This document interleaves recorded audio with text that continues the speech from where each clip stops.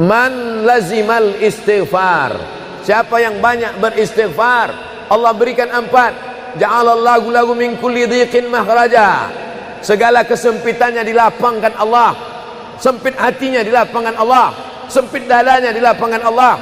Wali wa min kulli hammin faraja, segala kesusahannya diberikan Allah kemudahan. Susah rezekinya, susah hidupnya, susah pikirannya, susah urusannya, dimudahkan Allah. Wa razaqahu min haitsu la yahtasib, diberi Allah rezeki dari jalan yang tidak disangka-sangka, yang tidak diduga-duga, datang rezeki itu. Siapa yang menjanjikan? Nabi Muhammad SAW. Nabi bicara dari mana? Wa ma yantiqu 'anil hawa in huwa illa wahyun yuha. Dia bicara bukan mengikuti hawa nafsunya, melainkan dari wahyu yang dibawa oleh Jibril dari Allah Subhanahu wa taala. Memperbanyak istighfar. Yang keempat, wa ma kana Allahu mu'adzibahum wa hum yastaghfirun. Allah tidak akan menurunkan azab wa hum yastaghfirun selama mereka mau beristighfar. Oleh sebab itu, kenapa tsunami tidak datang?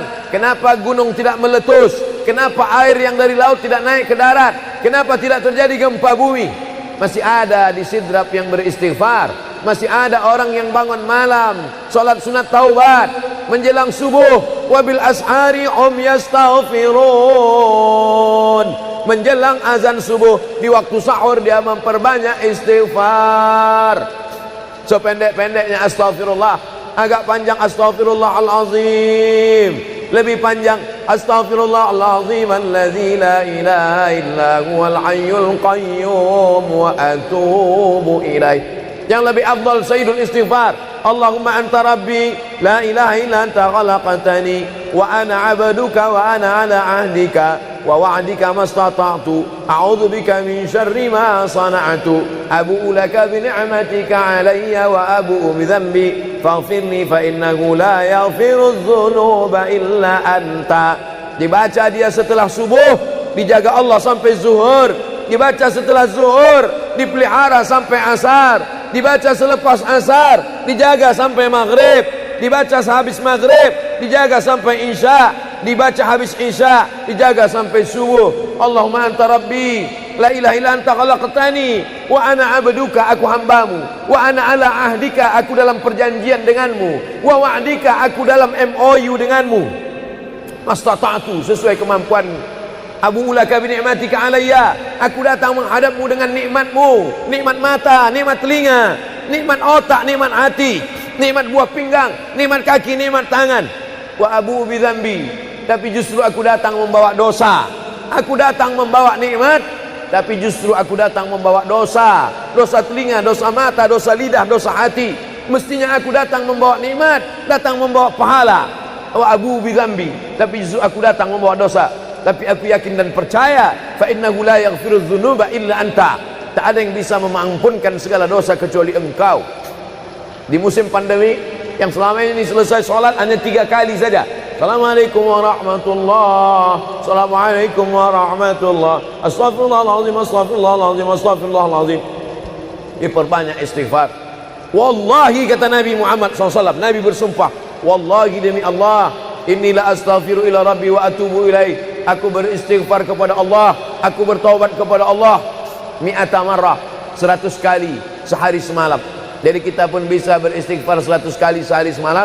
Kalau kita hitung jari kita ini sendinya ada 20, 1, 2, 3, 4, 5, 6, 7, 8, 9, 10, 11, 12, 13, 14, 15, 16, 17, 18, 19, 20. 20 sendi. Habis sholat kita isi 20 istighfar. Habis subuh 20, habis zuhur 20, habis asar 20, habis maghrib 20, habis isya 20, ditambah doa 20, ditambah tahajud 20, ditambah witir 20, ditambah bangun tidur malam 20. Hanya sekali putaran tulang-tulang sendi. Kata Nabi, likulli sulama minkum sedekah, setiap tulang-tulang sendi ini mesti ada sedekahnya. Apa maksud sedekah tulang sendi? Sedekah orang kaya dengan uangnya, sedekah kita dengan sedekah tulang sendi. Astaghfirullahalazim, astaghfirullahalazim, astaghfirullahalazim, astaghfirullahalazim, astaghfirullahalazim. Allah menjanjikan balasan-balasan yang disampaikan oleh Nabi Muhammad sallallahu alaihi wasallam. Tapi di antara yang paling afdal di antara zikir ini semua adalah afdalu dzikri la ilaha illallah. Tidak ada zikir yang paling afdal daripada la ilaha illallah. Maka kita baca la ilaha illallah, la ilaha illallah, la ilaha illallah, ditutup dengan kalimat haqqin 'alaiha nahya, dengan itu kita hidup, wa 'alaiha namutu, dengan itu kita mati, wa bi'anu ba'su, dengan itu kita akan dibangkitkan di padang mahsyar. Hidupnya dengan la ilaha illallah, matinya dengan la ilaha illallah. Kenapa disebut hidupnya dengan la ilaha illallah? Karena waktu awal hidupnya ayahnya mengazankan ke telinganya, asyhadu an la ilaha illallah. Itulah makna alaiha nahya, dengan itu kita hidup. Kenapa disebut alaiha namutu, dengan itu kita mati? Karena matinya ditalqinkan ke telinga sebelah kanan, la ilaha illallah. Matinya pun dengan la ilaha illallah. Wa bi'anu ba'su, nanti dia dibangkitkan di padang mahsyar juga dengan kalimat la ilaha illallah. Tapi jangan lupa, orang yang hanya berkata la ilaha illallah tidak diakui Islamnya. Orang yang hanya berkata la ilaha illallah tidak diterima amalnya sebelum dia sepasang dengan Muhammadur Rasulullah. Oleh sebab itu maka solawat, apalagi hari ini hari Jumat, Sayyidul Ayyam, kata Nabi, perbanyaklah solawat pada hari Jumat. Allahumma salli ala Sayyidina Muhammad wa ala ali Sayyidina Muhammad. Allahumma salli ala Sayyidina Muhammad wa ala ali Sayyidina Muhammad. Allahumma salli ala Sayyidina Muhammad wa ala ali Sayyidina Muhammad. Khusus pada hari Jumat. Hari yang lain kita berselawat, tapi pada hari Jumat maka kita perbanyak solawat, solawat, solawat, solawat. Inna salatakum ma'rudatun alayya. Solawat kamu dari rumah kamu, dari tempat kamu bersolawat. Solawat orang sidrap dibawa ke Masjid Nabawi. Salawat orang sidrap dibawa ke makam Nabi. Allahumma salli ala Sayyidina Muhammad dari Masjid Agung Sidrap dibawa ke Masjid Nabawi di kota Al-Madinah Al-Munawwarah. Lalu kemudian sahabat bertanya, kaifa salatuna ma'rudatun alaika wa qad arimta? Bagaimana salawat kami dibawa ke makammu padahal engkau sudah mati, meninggal dunia? Bukankah orang yang mati itu tidak hidup? Bukankah orang mati itu dimakan cacing tanah? Apa jawab Nabi? Innallaha harramal arda ajsadal anbiya. Allah mengharamkan tanah memakan jasad para nabi. Jadi sahabat Nabi itu rasional. Sahabat Nabi itu berpikir. Sahabat Nabi itu bukan hanya diam. Sahabat Nabi itu bukan hanya nerima saja. Sahabat Nabi itu bertanya, bagaimana mungkin salawat kami bisa dibawa ke makammu padahal kau sudah mati dimakan cacing tanah? Nabi menjawab, innallaha harramal arda ajsadal anbiya. Allah mengharamkan tanah memakan jasad para nabi. Hari Jumat, pagi Jumat, petang Jumat, malam Jumat, memperbanyak salawat lebih daripada hari biasanya. Allahumma salli ala Sayyidina Muhammad wa ala ali Sayyidina Muhammad. Membaca surat Al-Kahfi. Man qara'a surat Al-Kahfi yaumal jumu'ati. Siapa yang membaca surat Al-Kahfi hari Jumat, pagi Jumat, siang Jumat, sore Jumat, malam Jumat, adha'a lahu min nur. Allah berikan dia cahaya, pencerahan, terang pandangannya, terang matanya, terang pikirannya, terang hatinya. Kalau sudah gelap, kita suntuk. Makanya anak kecil tidak boleh mati lampu. Kalau ada anak kecil malam mati lampu, napasnya bisa sesak. Kenapa sesak? Sempit dadanya. Itu maknanya kalau Allah kasih kita terang cahaya karena membaca surat Al-Kahfi hari Jumat. Tapi jangan sampai menyuruh orang baca surat Al-Kahfi, ternyata yang ceramah ini belum baca surat Al-Kahfi. Bacalah surat Al-Kahfi. Ustaz sudah baca? Oh, saya ngajak aja. Enggak. Sebelum ceramah saya baca dulu. Malam Jumat, tadi malam. Habis sholat tahajud, duduk, baca surat Yasin, baca surat Al-Kahfi. Supaya waktu menyampaikannya plong. Karena kalau kita hanya menyuruh saja tidak mengamalkannya, terasa di dalam hati. Bacalah surat Al-Kahfi. Pembohong. Oleh sebab itu saya mengajak, tapi saya sudah baca duluan. Man qara'a surat Yasin lailatal Jum'ah. Siapa yang membaca surat Yasin malam, tidak hanya malam Jumat. Man qara'a Yasin fi lailatin, tak ada disebut malam Jumat.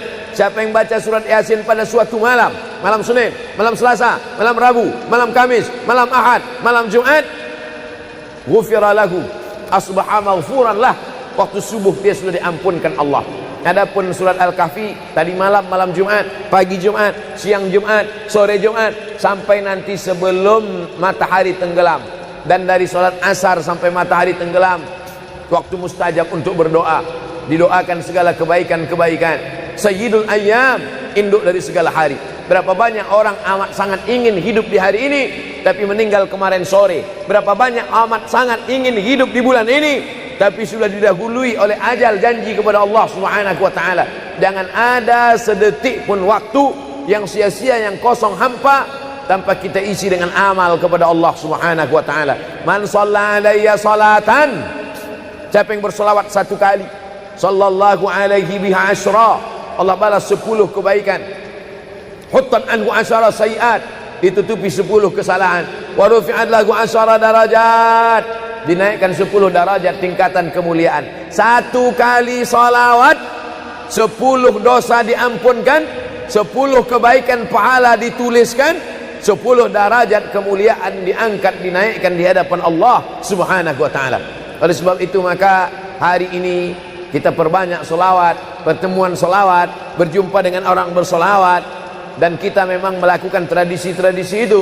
Ketika ada orang mau menikah berselawat, anaknya akikah berselawat, acara walimah berselawat, khatib khutbah Jumat kalau tidak berselawat batal Jumatnya. Orang yang sedang sholat kalau dia tidak berselawat, menurut mazhab Syafi'i batal sholatnya. Orang yang berdoa kalau tidak berselawat, doanya tergantung tidak dikabulkan Allah. Majlis kita kalau tidak ada selawat, maka majlis itu berubah menjadi majlis antanajifah, majlis mangkai, majlis busuk, majlis berbau.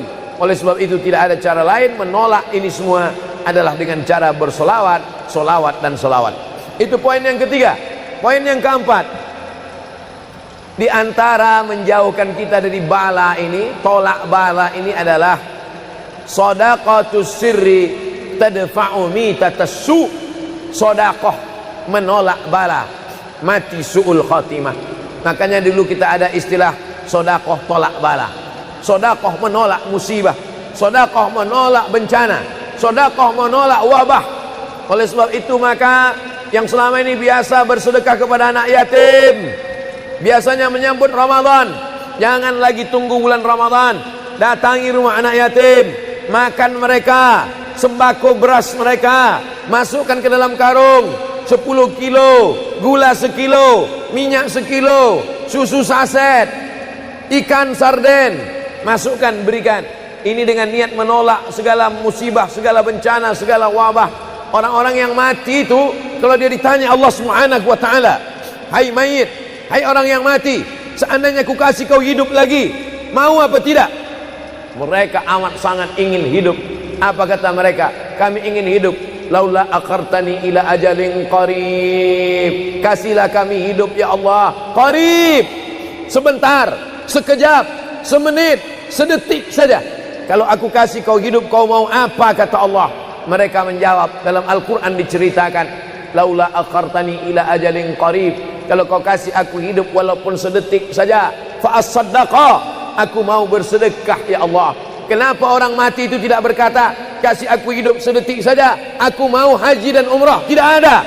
Kasih aku sedetik saja, aku mau pergi berjihad? Tidak. Kasih aku sedetik saja, aku mau sholat sepanjang malam? Tidak. Mereka mengatakan, fa as-saddaqa, aku mau bersedekah. Mengapa orang mati itu kalau dihidupkan mau bersedekah? Dijawab oleh para ulama, karena haji dan umrah balasannya nanti setelah hisab masuk surga. Al-hajjul mabrur, haji yang mabrur, laisa lahu jaza illal jannah, balasannya surga. Tapi sedekah balasannya sudah didapatkan ketika dikubur.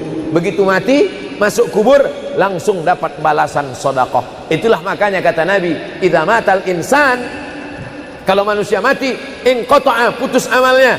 Tapi ada yang tak putus, shadaqatun jariyah, sedekah yang mengalir. Belum bangkit dari kubur, belum padang mahsyar, belum hisab, belum timbangan amal, belum meniti titian siratal mustaqim, balasannya sudah nampak. Itu kehebatan sedekah dibandingkan amal yang lain. Oleh sebab itu sedekah ini luar biasa. Shadaqatus sirri tadfa'u mitatassu, sedekah menolak mati su'ul khatimah, sedekah menolak bala. Man lazimal istighfar, siapa yang banyak beristighfar, Allah berikan 4. Ja'alallahu lahu min kulli dhiqin makhraja, segala kesempitannya dilapangkan Allah, sempit hatinya dilapangkan Allah, sempit dadanya dilapangkan Allah. Wali wa min kulli hammin faraja, segala kesusahannya diberikan Allah kemudahan. Susah rezekinya, susah hidupnya, susah pikirannya, susah urusannya, dimudahkan Allah. Wa razaqahu min haitsu la yahtasib, diberi Allah rezeki dari jalan yang tidak disangka-sangka, yang tidak diduga-duga, datang rezeki itu. Siapa yang menjanjikan? Nabi Muhammad SAW. Nabi bicara dari mana? Wa ma yantiqu 'anil hawa in huwa illa wahyun yuha. Dia bicara bukan mengikuti hawa nafsunya, melainkan dari wahyu yang dibawa oleh Jibril dari Allah Subhanahu wa taala. Memperbanyak istighfar. Yang keempat, wa ma kana Allahu mu'adzibahum wa hum yastaghfirun. Allah tidak akan menurunkan azab wa hum yastaghfirun selama mereka mau beristighfar. Oleh sebab itu, kenapa tsunami tidak datang? Kenapa gunung tidak meletus? Kenapa air yang dari laut tidak naik ke darat? Kenapa tidak terjadi gempa bumi? Masih ada di Sidrap yang beristighfar. Masih ada orang yang bangun malam, salat sunat taubat menjelang subuh. Wabil ashari hum yastaghfirun. Menjelang azan subuh, di waktu sahur dia memperbanyak istighfar. Sependek-pendeknya astaghfirullah, agak panjang astaghfirullahalazim, lebih panjang astaghfirullahalazim alladzi la ilaha illa huwal hayyul qayyum wa atubu ilaih. Yang lebih afdal sayyidul istighfar, Allahumma anta rabbi la ilaha illa anta khalaqtani wa ana 'abduka wa ana 'ala 'ahdika wa wa'dika mastata'tu a'udzu bika min syarri ma sana'tu abu'u laka bi ni'matika 'alayya wa abu'u bi dhanbi faghfirli fa innahu la yaghfiru dzunuba illa anta. Dibaca dia setelah subuh, dijaga Allah sampai zuhur. Dibaca setelah zuhur, dipelihara sampai asar. Dibaca selepas asar, dijaga sampai maghrib. Dibaca sehabis maghrib, dijaga sampai isya. Dibaca habis isya, dijaga sampai subuh. Allahumma anta rabbi la ilaha illa anta khalaqtani wa ana 'abduka, aku hambamu, wa ana 'ala ahdika, aku dalam perjanjian denganmu, wa wa'dika, aku dalam MOU denganmu, mastata'tu, sesuai kemampuanmu. Abu ulaka bi ni'matika alayya, aku datang menghadapmu dengan nikmatmu, nikmat mata, nikmat telinga, nikmat otak, nikmat hati, nikmat buah pinggang, nikmat kaki, nikmat tangan. Wa abu bi dzambi, tapi justru aku datang membawa dosa. Aku datang membawa nikmat, tapi justru aku datang membawa dosa. Dosa telinga, dosa mata, dosa lidah, dosa hati. Mestinya aku datang membawa nikmat, datang membawa pahala.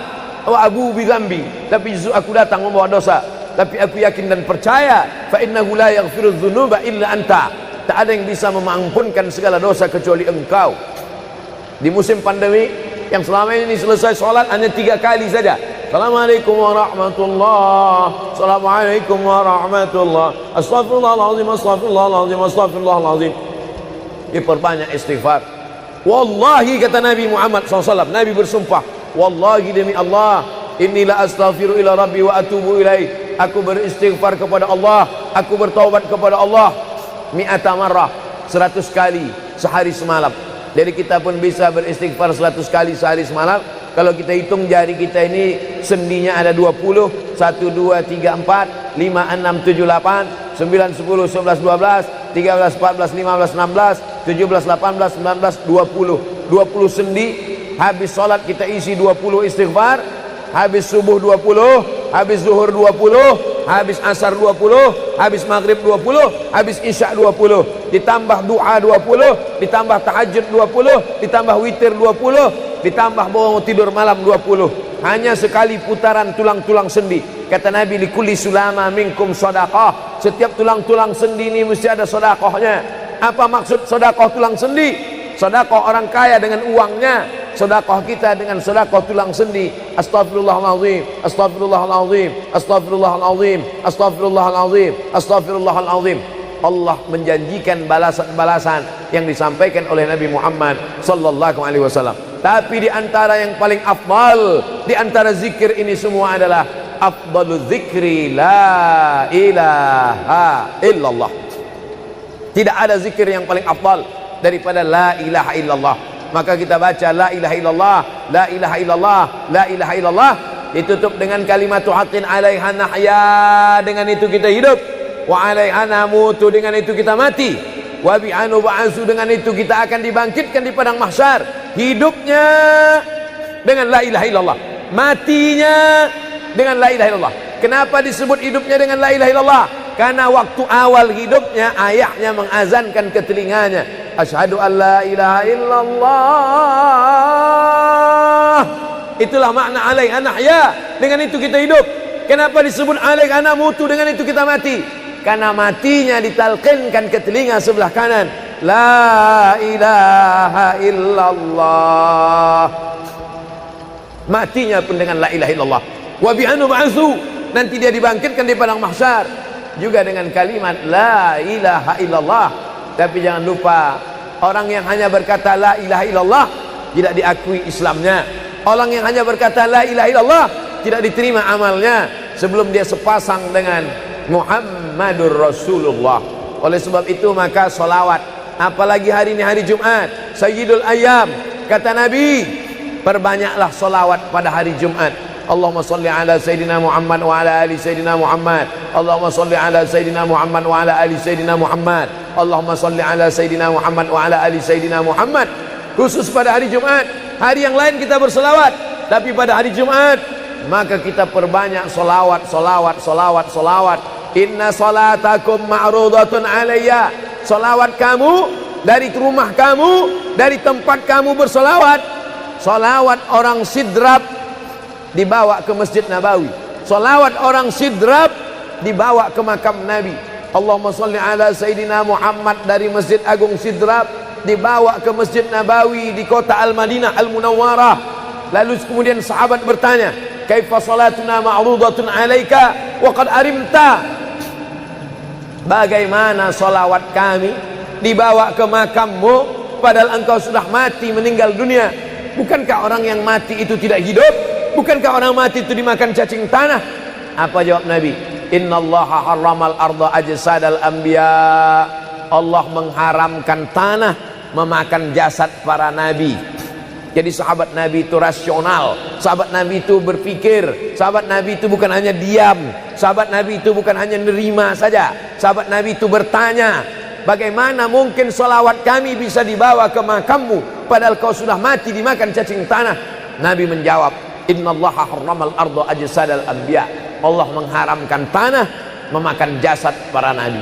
Hari Jumat, pagi Jumat, petang Jumat, malam Jumat, memperbanyak salawat lebih daripada hari biasanya. Allahumma salli ala Sayyidina Muhammad wa ala ali Sayyidina Muhammad.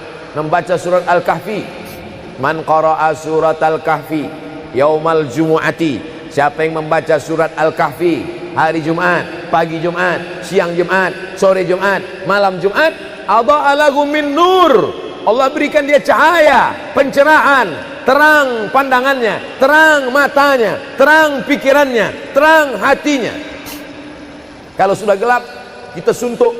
Makanya anak kecil tidak boleh mati lampu. Kalau ada anak kecil malam mati lampu, napasnya bisa sesak. Kenapa sesak? Sempit dadanya. Itu maknanya kalau Allah kasih kita terang cahaya karena membaca surat Al-Kahfi hari Jumat. Tapi jangan sampai menyuruh orang baca surat Al-Kahfi, ternyata yang ceramah ini belum baca surat Al-Kahfi. Bacalah surat Al-Kahfi. Ustaz sudah baca. Oh, saya ngajak aja. Enggak. Sebelum ceramah saya baca dulu. Malam Jumat, tadi malam. Habis sholat tahajud, duduk, baca surat Yasin, baca surat Al-Kahfi. Supaya waktu menyampaikannya plong. Karena kalau kita hanya menyuruh saja tidak mengamalkannya, terasa di dalam hati. Bacalah surat Al-Kahfi. Pembohong. Oleh sebab itu saya mengajak, tapi saya sudah baca duluan. Man qara'a surat Yasin lailatal Jum'ah. Siapa yang membaca surat Yasin malam, tidak hanya malam Jumat. Man qara'a Yasin fi lailatin, tak ada disebut malam Jumat. Siapa yang baca surat Yasin pada suatu malam, malam Senin, malam Selasa, malam Rabu, malam Kamis, malam Ahad, malam Jumat, ghufira lahu, asbaha maghfuran lah. Waktu subuh dia sudah diampunkan Allah. Adapun surat Al-Kahfi tadi malam, malam Jumat, pagi Jumat, siang Jumat, sore Jumat, sampai nanti sebelum matahari tenggelam. Dan dari salat asar sampai matahari tenggelam, waktu mustajab untuk berdoa. Didoakan segala kebaikan-kebaikan. Sayyidul ayyam, induk dari segala hari. Berapa banyak orang amat sangat ingin hidup di hari ini, tapi meninggal kemarin sore. Berapa banyak amat sangat ingin hidup di bulan ini, tapi sudah didahului oleh ajal, janji kepada Allah Subhanahu wa taala. Jangan ada sedetik pun waktu yang sia-sia, yang kosong hampa tanpa kita isi dengan amal kepada Allah Subhanahu wa taala. Man shalla alayya salatan, siapa yang berselawat satu kali, sallallahu alaihi biha asyra, Allah balas 10 kebaikan. Huttat anhu asyara sayiat, ditutupi 10 kesalahan. Wa rufi'at lahu asyara darajat, dinaikkan 10 darajat tingkatan kemuliaan. Satu kali salawat 10 dosa diampunkan, 10 kebaikan pahala dituliskan, 10 derajat kemuliaan diangkat, dinaikkan di hadapan Allah Subhanahu wa taala. Oleh sebab itu maka hari ini kita perbanyak selawat, pertemuan selawat, berjumpa dengan orang berselawat. Dan kita memang melakukan tradisi-tradisi itu. Ketika ada orang mau menikah berselawat, anaknya akikah berselawat, acara walimah berselawat, khatib khutbah Jumat kalau tidak berselawat batal Jumatnya. Orang yang sedang sholat kalau dia tidak berselawat, menurut mazhab Syafi'i batal sholatnya. Orang yang berdoa kalau tidak berselawat, doanya tergantung tidak dikabulkan Allah. Majlis kita kalau tidak ada selawat, maka majlis itu berubah menjadi majlis antanajifah, majlis mangkai, majlis busuk, majlis berbau. Oleh sebab itu tidak ada cara lain menolak ini semua adalah dengan cara bersolawat, solawat dan solawat. Itu poin yang ketiga. Poin yang keempat, di antara menjauhkan kita dari bala ini, tolak bala ini adalah shadaqatus sirri tadfa'u mitatassu. Sedekah menolak bala, mati su'ul khatimah. Makanya dulu kita ada istilah sedekah tolak bala. Sedekah menolak musibah, sedekah menolak bencana, sedekah menolak wabah. Oleh sebab itu maka yang selama ini biasa bersedekah kepada anak yatim, biasanya menyambut Ramadan, jangan lagi tunggu bulan Ramadan, datangi rumah anak yatim, makan mereka, sembako beras mereka, masukkan ke dalam karung 10 kilo, gula sekilo, minyak sekilo, susu saset, ikan sarden, masukkan, berikan. Ini dengan niat menolak segala musibah, segala bencana, segala wabah. Orang-orang yang mati itu kalau dia ditanya Allah Subhanahu wa taala, hai mayit, hai orang yang mati, seandainya ku kasih kau hidup lagi, mau apa tidak? Mereka amat sangat ingin hidup. Apa kata mereka? Kami ingin hidup. Laula akhartani ila ajalin qarib, kasihlah kami hidup ya Allah qarib, sebentar, sekejap, semenit, sedetik saja. Kalau aku kasih kau hidup, kau mau apa? Kata Allah. Mereka menjawab, dalam Al-Quran diceritakan, laula akhartani ila ajalin qarib, kalau kau kasih aku hidup walaupun sedetik saja, fa as-saddaqa, aku mau bersedekah ya Allah. Kenapa orang mati itu tidak berkata, kasih aku hidup sedetik saja, aku mau haji dan umrah? Tidak ada. Kasih aku sedetik saja, aku mau pergi berjihad? Tidak. Kasih aku sedetik saja, aku mau sholat sepanjang malam? Tidak. Mereka mengatakan, fa as-saddaqa, aku mau bersedekah. Mengapa orang mati itu kalau dihidupkan mau bersedekah? Dijawab oleh para ulama, karena haji dan umrah balasannya nanti setelah hisab masuk surga. Al-hajjul mabrur, haji yang mabrur, laisa lahu jaza illal jannah, balasannya surga. Tapi sedekah balasannya sudah didapatkan ketika dikubur. Begitu mati masuk kubur langsung dapat balasan sedekah. Itulah makanya kata Nabi, idza matal insan, kalau manusia mati, inqata'a, putus amalnya. Tapi ada yang tak putus, shadaqatun jariyah, sedekah yang mengalir. Belum bangkit dari kubur, belum padang mahsyar, belum hisab, belum timbangan amal, belum meniti titian siratal mustaqim, balasannya sudah nampak. Itu kehebatan sedekah dibandingkan amal yang lain. Oleh sebab itu sedekah ini luar biasa. Shadaqatus sirri tadfa'u mitatassu, sedekah menolak mati su'ul khatimah, sedekah menolak bala. Alhamdulillah, Allahumma salli ala Sayyidina Muhammad wa ala ali Sayyidina Muhammad. Kullu amrin zibalin, semua amal yang baik, walam yubda' bihamdillah, kalau tidak diawali dengan alhamdulillah, pujian kepada Allah, fahuwa aqta', maka amal itu putus. Makna putus, putus sampai di dunia saja, tak boleh dibawa sebagai bekal menghadap Allah. Maka kita ingin amal kita malam ini tidak putus, maka kita awali dengan alhamdulillahi rabbil alamin. Setiap majlis kalau tidak disebut namanya, maka majlis itu antanajifah, majlis yang busuk, majlis bau, majlis bangkai. Maka kita sebut namanya Allahumma salli ala Sayyidina Muhammad wa ala ali Sayyidina Muhammad.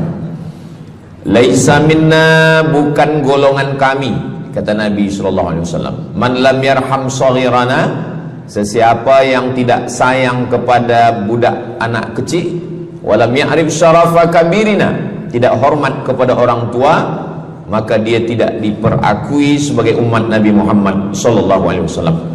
Semua anak-anak muda-muda, belia-belia yang saya sayangi, para alim ulama, tuan-tuan guru, datuk-datuk, datin-datin, semua yang berhadir ini insyaallah dimuliakan Allah Subhanahu wa taala. Amin ya rabbal alamin.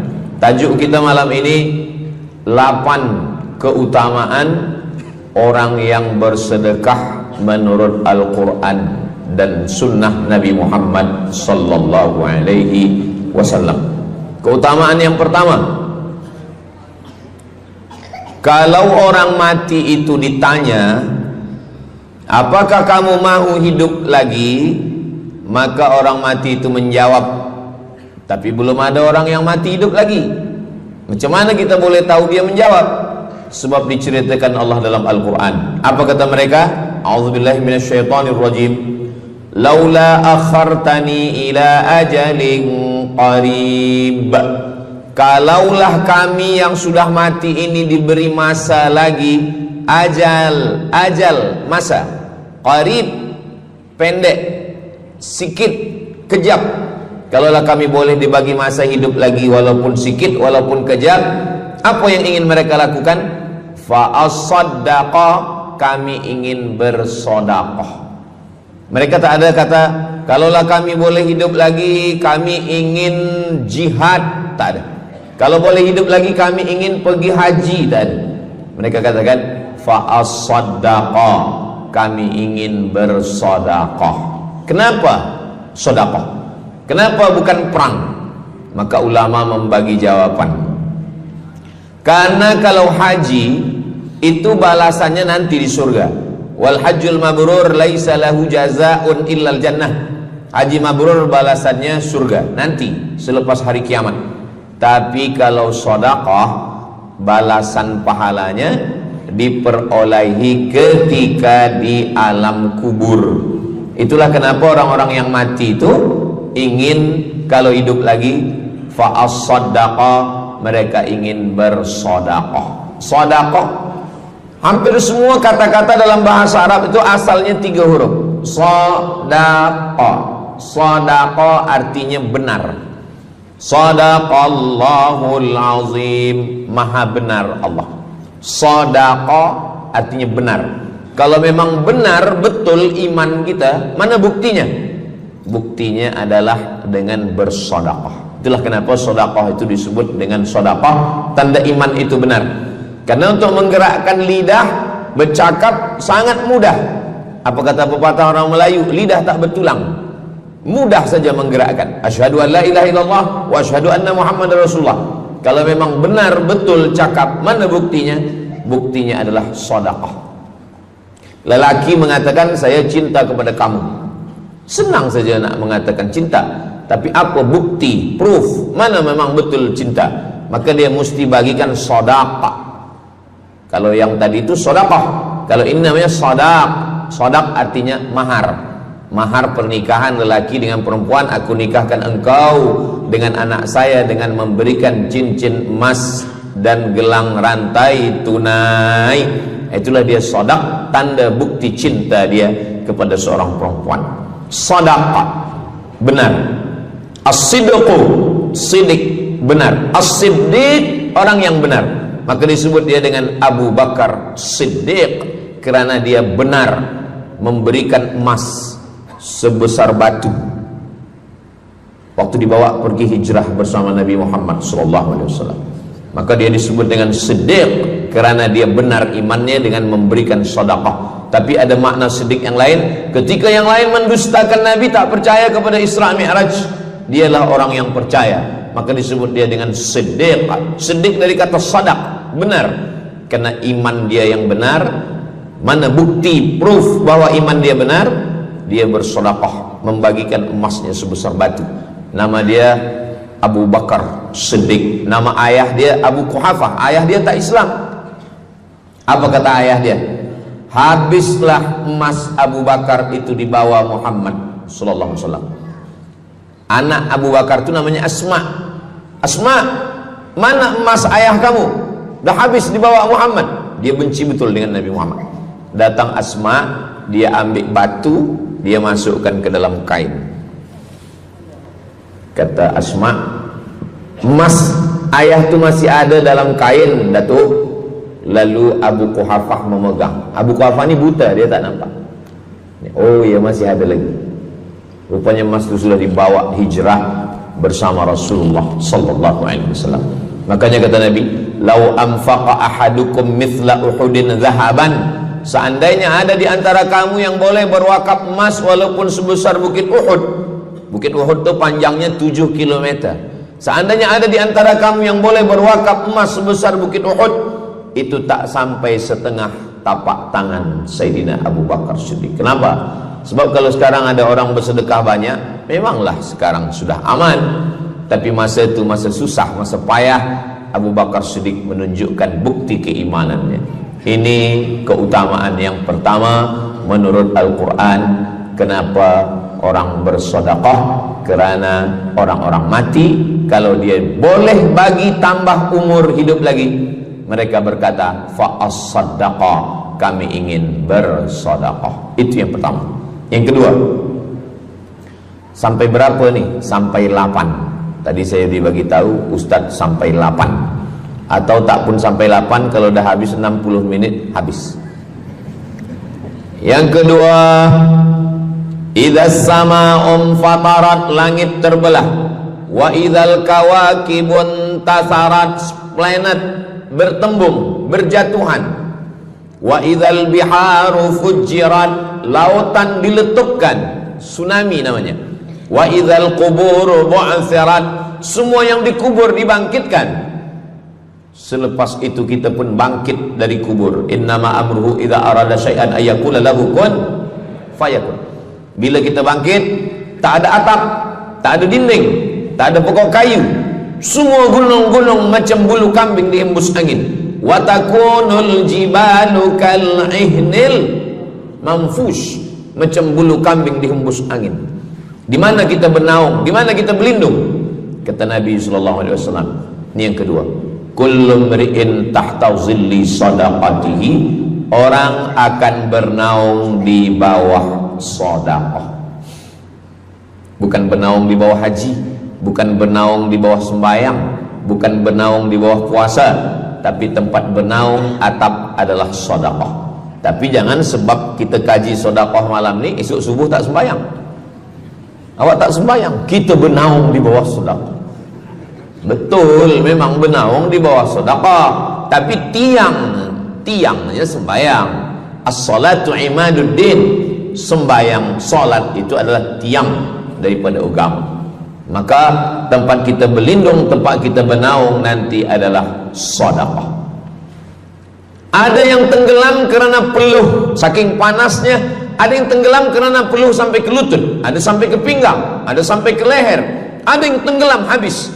Tapi ada orang yang merasa sejuk, selesa. Kenapa? Kullu mri'in tahta zilli sadaqatihi, orang akan bernaung di bawah sedekah. Orang-orang yang membina masjid,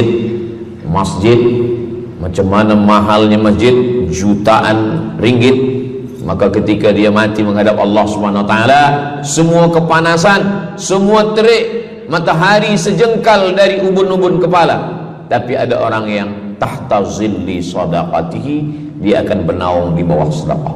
Mudah-mudahan panjang umur, Allah bagi kita rezeki supaya kita boleh bernaung di bawah sedekah kita nanti insyaallah.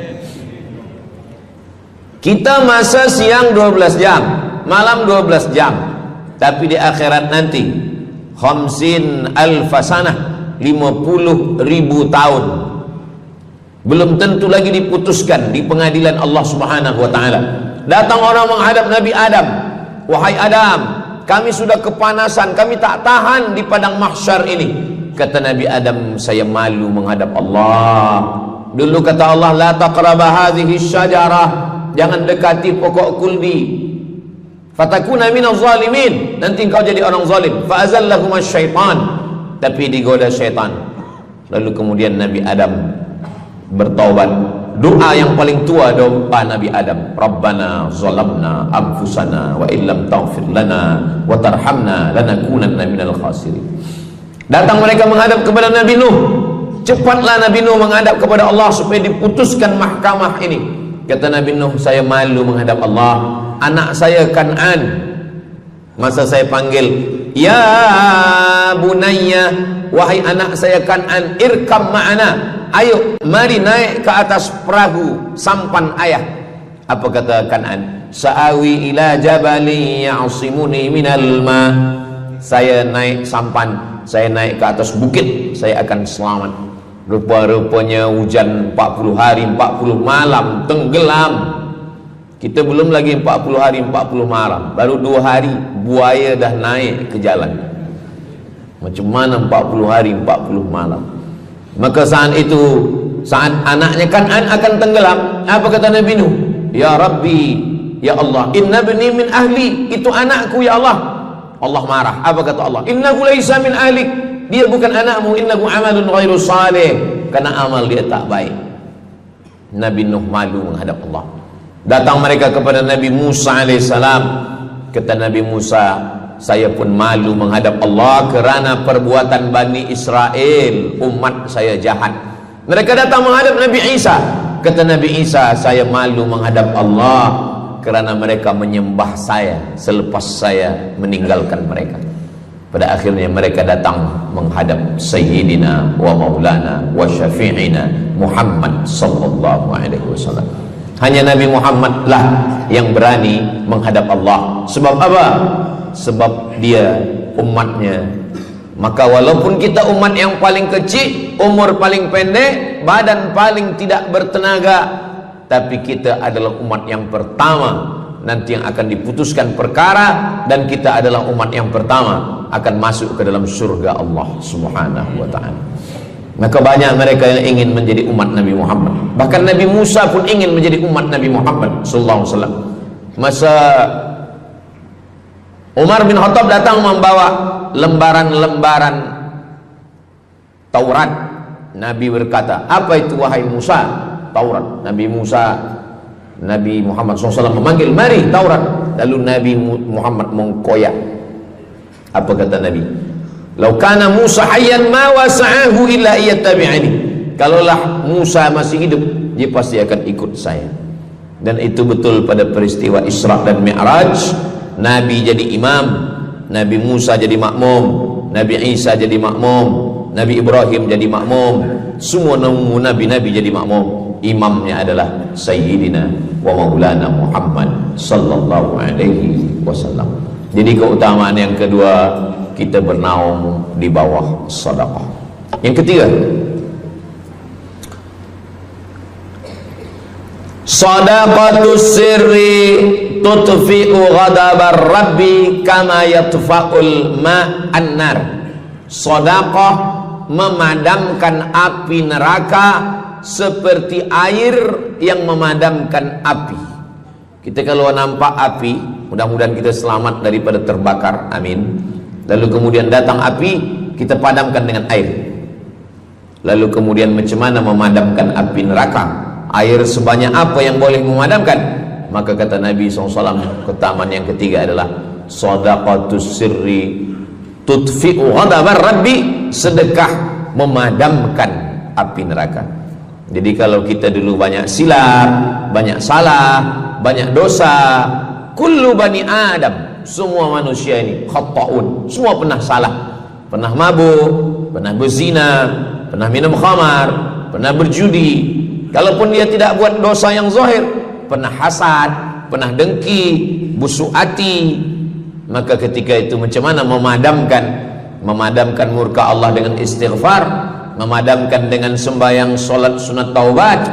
Ada satu cara lagi. Dengan cara apa? Memadamkannya dengan sedekah. Tudfi'u ghadabar rabbi, memadamkan murka marah Allah subhanahu wa ta'ala, padam dengan sedekah. Tapi tentu saja sedekah yang ikhlas kerana Allah subhanahu wa ta'ala. Datang seorang yang sudah banyak dosa menghadap Nabi, menghadap pendeta Yahudi.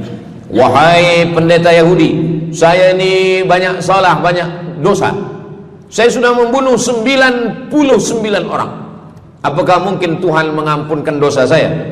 Kata pendeta Yahudi, Tuhan tidak mengampuni dosa kamu kerana kamu sudah membunuh. Dia cabut pisau dia. Kalau begitu, kamulah yang ke-100. Dia dah bunuh 99. Itu maka saya takut juga kalau datang orang, Ustaz Somad, apakah Allah mengampuni dosa saya? Apa dosa kamu? Membunuh orang. Ayo Allah ampunkan dosa. Faqtulu anfusakum, bunuhlah diri kamu. Surat Al-Baqarah. Bunuhlah diri kamu. Fataba alaikum, Allah menerima taubat kamu dengan membunuh diri. Sebab Bani Israel minta ampun kepada Allah bukan dengan istighfar, minta ampun kepada Allah bukan dengan sembahyang taubat. Bani Israel kalau dia minta ampun kepada Allah dulu zaman Nabi Musa, dia ambil pedang, dia ambil parang panjang, dia cari orang yang sama-sama berdosa. Saya ada dosa, saya cari tuan-tuan yang ada dosa. Tuan ada dosa? Ada. Kita nak bertaubat? Ya, ayo kita. Nanti kita sama-sama cincang. Nanti tuan cincang saya cincang tuan. Kita sama-sama mati, baru Allah ampunkan dosa. Faqtulu anfusakum, bunuhlah diri kamu. Fataba alaikum, Allah menerima taubat kamu. Tapi syariat Nabi Muhammad sallallahu alaihi wasallam, ma min muslimin yuznibu dzamban, kalau ada yang silap khilaf salah, summa yatatahhar, mandi taubat. Apalagi kita di Bandar Seri Begawan, bila tadi pesawat terbang nak landing turun, nampak cantik laut keliling. Jadi siapa nak mandi taubat, pergi ke laut. Kalau sampai ke tengah laut, bukan cuma dosa hilang, orangnya hilang sekali. Aku mandi taubat, saya mandi taubat. Selepas mandi taubat, tak boleh mandi taubat, wudu. Tak boleh wudu, tayamum. Selepas itu sembahyang sunat taubat. Usolli sunnatat taubat raka'ataini lillahi ta'ala. Dosanya perlu sebut, jangan sebut. Ada seorang lelaki, maaf, nafsu dia tinggi. Lalu di jalan dia nampak perempuan. Selepas itu maaf, dia cium. Selepas itu dia datang ke Nabi, dia mengadu, ya Rasulullah, tadi saya melakukan begini-begini. Tegak Umar bin Khattab, Allah sudah tutupi, kenapa kamu bukakan di hadapan orang ramai? Allah mengampuni manusia kecuali al-mujahirun. Al-mujahirun menampakkan dosanya dan bangga dengan dosanya. Ini orang akhir zaman ni sekarang banyak mujahirun. Dia mabuk, dia live streaming. Hai guys, dah mabuk ke malam ni? Ini al-mujahirun. Maka ulil amri mesti ambil hukum. Tapi orang yang pernah berdosa, pernah silap, pernah salah, jangan cerita lagi, tutup. Suami-suami kalau bertobat kepada Allah, mengadu kepada Allah, cukup. Jangan cerita ke istri. Allah menerima, istri tak terima. Jadi taubat cukup kepada Allah Subhanahu wa taala, mengadu dah. Bangkit tahajud malam minta kepada Allah. Jangan suara kuat-kuat. Cukup. Sebab tidak semua kejujuran boleh diterima orang lain. Tak semua perempuan boleh menerima kejujuran. Sakit hati dia. Allah Subhanahu wa taala Maha Pengampun. Selepas itu kemudian wa asbi'is sayyi'atal hasanata, dosa-dosa silap khilaf masa lalu bagaimana menutupinya?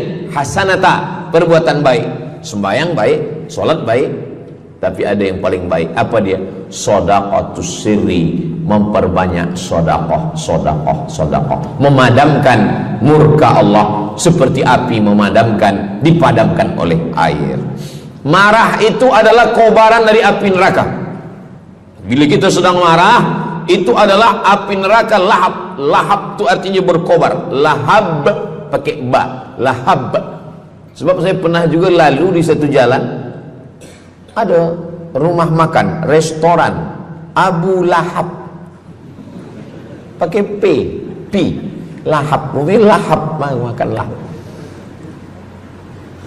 Allah Subhanahu wa taala memadamkan murkanya. Inna rahmati sabaqat ghadabi, rahmatku lebih cepat daripada murkaku. Memang Allah marah, tapi ketika dia berbagi kepada orang lain, dia tutupi dosanya di masa yang lalu. Syarat taubat 3. Yang pertama, an-nadamu fil qalbi, menyesal dalam hati. Yang kedua, al-iqraru bil lisani, nyatakan dengan lisan, astaghfirullahalazim. Yang ketiga, al-itmaru alla ya'uda ilaihi abadan, tekad saya tidak akan buat lagi sampai mati. Namanya taubat nasuha. Nasuha 3 huruf. Nasoha artinya menyaring madu. Datang orang memanjat pokok kayu, dia ambil parang panjang, dia potong sarang lebah jatuh ke bawah, disaring dengan kain tipis, lalu kemudian tersangkut di atas kain, lilinnya tersangkut, lebahnya tersangkut, anak lebah tersangkut, rantingnya tersangkut, dahannya tersangkut, maka keluarlah madu. Itu bahasa Arabnya namanya nasuha. Apa makna nasuha? Menyaring dosa-dosa sehingga yang tinggal hanya amal soleh, yang sampah-sampah tersangkut. Sekarang susah nak minum madu yang asli, banyak palsu. Macam mana Ustaz, saya ni suka spesial minum madu. Apa tanda madu ni asli? Bawa pulang ke rumah, kalau istri marah itu asli.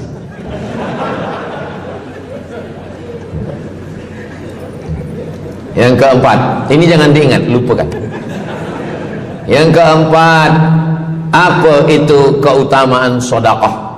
Kata Nabi sallallahu alaihi wasallam, as-sadaqatu, sedekah itu tadfa'u mitatassu, menolak mati su'ul khatimah. Tak ada guna amal elok baik kalau mati dalam keadaan su'ul khatimah. Kita selalu berdoa, Allahumma khtim lana bihusnil khatimah. Maka cara untuk menolak mati su'ul khatimah ini adalah dengan cara sedekah. Banyak orang mati husnul khatimah, bukan ulama, meninggal di dalam Masjidil Haram sedang pakai ihram, selepas tawaf di belakang makam Ibrahim ketika sedang sujud terakhir. Itulah mati yang paling indah. Dalam wudhu sedang sembahyang, di sujud terakhir dalam tanah haram, dalam Masjidil Haram, di belakang makam Ibrahim. Meninggal, dibawa jenazah balik. Orang datang bertanya kepada ibunya, dia masih pemuda belia, apakah dia ulama? Dia bukan ulama. Kenapa dia mulia betul? Apakah dia pernah perang ke Palestina? Tidak. 2-3 hari selepas itu datang satu perempuan membawa budak kecil. Kamu siapa? Kami adalah orang yang tiap bulan dapat kiriman beras, minyak dan makanan dari pemuda ini. Saya maaf, seorang janda, ini anak-anak saya, dan dia selalu bagikan uang dia untuk makankan. Jadi nanti kalau ada orang meninggal, tiba-tiba selepas itu datang janda membawa anak, itu tanda husnul khatimah.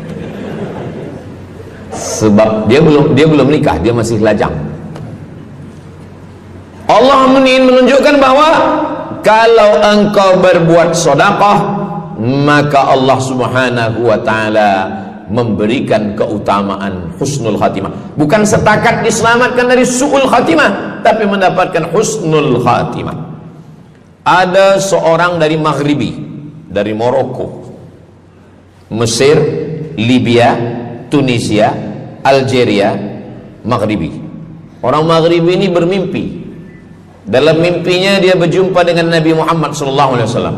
Kata Nabi, engkau pergi ke Saudi Arabia, cari di kampung ini, nanti engkau jumpai seorang pemuda, sampaikan salamku kepada dia, katakan dia penghuni surga. Malam pertama mimpi, iya ke? Tidak ke? Jangan-jangan syaitan. Tak betul. Malam kedua mimpinya sama. Engkau pergi ke Saudi Arabia, datangi kampung ini, jumpai seorang pemuda namanya si fulan, bagi tahu ke dia, salamku untuk dia, sampaikan kepada dia bahwa dia penghuni surga. Nah, 2 kali. Ini udah agak kuat. Tunggu 3 kali, sampai 3 malam mimpinya sama. Akhirnya orang Maghrib ini terbang dari Casablanca sampai ke Jeddah. Dari Jeddah dia cari kampung yang disebut dalam mimpi, sampai itu dia cari pemuda. Adakah di kampung ini seorang pemuda namanya si fulan? Betul. Dia tengok, biasa saja. Bukan ulama, bukan macam Musa Abdul Somad. Tak mungkin mimpi salah 3 kali betul-betul. Lalu disampaikan kepada dia, fulan, saya 3 malam bermimpi Rasul SAW menyampaikan salam kepada engkau. Assalamualaikum. Kata Nabi, engkau adalah penghuni surga. Dia pun terkejut. Saya bukan ulama, saya orang biasa. Apa amal kamu? Sembahyang saya biasa saja, puasa sunat saya biasa saja. Hanya saja saya tak pernah menyimpan hasad dendam, dan saya selalu membagikan uang kepada fakir miskin, anak yatim dan du'afa. Selepas mendapatkan itu dia pun menangis, dia pun bersedih karena dia merasa dia tak layak dicintai, karena dia masa banyak silap, banyak salah. Rupanya rahmat Allah itu turun bukan kepada orang yang alim tapi sombong, bukan kepada orang yang kaya tapi takbur, tapi kepada orang yang hatinya hancur berkeping karena takut kepada Allah Subhanahu wa ta'ala. Selepas itu dia pun meninggal dalam keadaan husnul khatimah setelah mendapatkan janji dari Rasulullah sallallahu alaihi wasallam. Apa maknanya? Bahwa kalau kita tak boleh sembahyang sampai tegak lutut bengkak, kalau kita tak tergolong orang yang rajin puasa sunat berhari-hari, kalau kita bukan orang yang kuat berjihad fisabilillah, maka carilah satu pintu. Pintu itu bernama babus sedekah. Karena banyak yang sudah melaluinya dan mereka dimuliakan Allah, diselamatkan daripada su'ul khatimah. Yang keberapa? Kelima. Saya sebetulnya ingat, saya nak cuba aja. Kalau jamaah masih ingat, itu maknanya mereka masih konsen lagi, masih sedar. Kalau dah terserah Ustaz lah nama berapa, kami pun dah tak balik dalam. Yang kelima, dawu mardakum bis sadaqah. Yang kelima, dawu mardakum bis sadaqah. Obati orang yang sakit di antara kamu dengan sedekah. Datang seorang lelaki yang lututnya bernanah menemui Imam Abdurrahman ibnu Mahdi. Wahai Imam Abdurrahman bin Mahdi, lutut saya ni bernanah, tak sihat-sihat. Kata Imam Abdurrahman bin Mahdi, saya ingat satu hadis Rasulullah, dawu mardakum bis sadaqah. Cuba engkau cari kampung yang di kampung itu tak ada air, kamu buat perigi. Perigi. Di kampung saya namanya perigi. Lalu dia pun pergi ke kampung yang tak ada air, dia galikan perigi. Selepas itu sehari, 2 hari, 3 hari, sepekan, sebulan, lutut dia sihat kering. Dia datang lagi kepada Imam Abdurrahman ibnu Mahdi. Alhamdulillah Imam Abdurrahman ibnu Mahdi, lutut saya sudah sihat. Apa hubungan lutut dengan sedekah? Rupanya setiap orang yang mengambil air untuk minum, untuk berwudu, untuk mandi, untuk memasak, selepas itu mereka berdoa, ya Allah, berikanlah kebaikan kepada orang yang sudah membagikan air ini. Ad-du'a silahul mu'min, doa senjatanya orang beriman. Kisah ini ada dalam kitab Sa'ah wa Sa'ah, Ajaib wa Taraif. Semua ada saatnya. Beberapa kisah-kisah yang ajaib diceritakan oleh Syekh Abu Amr al-Misri dalam judul buku Sa'ah wa Sa'ah Gharaib wa Taraib. Sudah diterjemahkan ke dalam bahasa Melayu, judulnya Semua Ada Saatnya. Nama penerjemahnya Abdul Somad. Boleh dicari di google.com.